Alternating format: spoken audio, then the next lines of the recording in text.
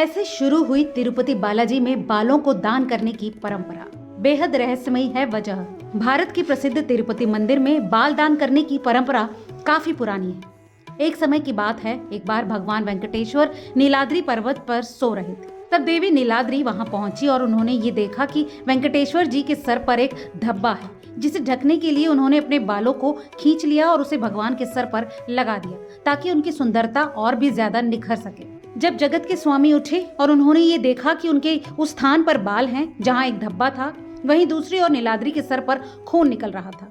ये देखकर उन्होंने अपने बालों को वापस दे दिया, लेकिन नीलाद्री ने उसे स्वीकार नहीं किया और कहा, भविष्य में भक्तों द्वारा बालों का दान किया जाएगा, जिससे उनके सभी पाप और कष्ट दूर होंगे, साथ ही उनकी सभी मनोकामनाओं की पूर्ति होगी। इसके अलावा एक दूसरी कथा के अनुसार प्राचीन काल में भगवान बालाजी की मूर्ति पर चोटियों का एक पहाड़ बन गया था।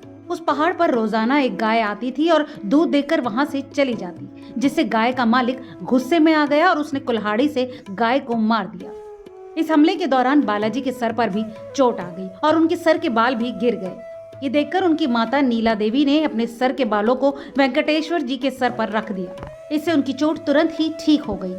साथ ही ऐसा करने से वेंकटेश्वर भगवान बहुत प्रसन्न हो गए और उन्होंने कहा, जो बाल व्यक्ति के शरीर की सुंदरता को पूर्ण करते हैं और आपने मेरे लिए उनका बिना सोचे त्याग कर दिया। आज से अगर कोई भक्त मेरे लिए अपने बालों का त्याग करेगा, मैं उसे मनचाहा फल प्रदान करूंगा।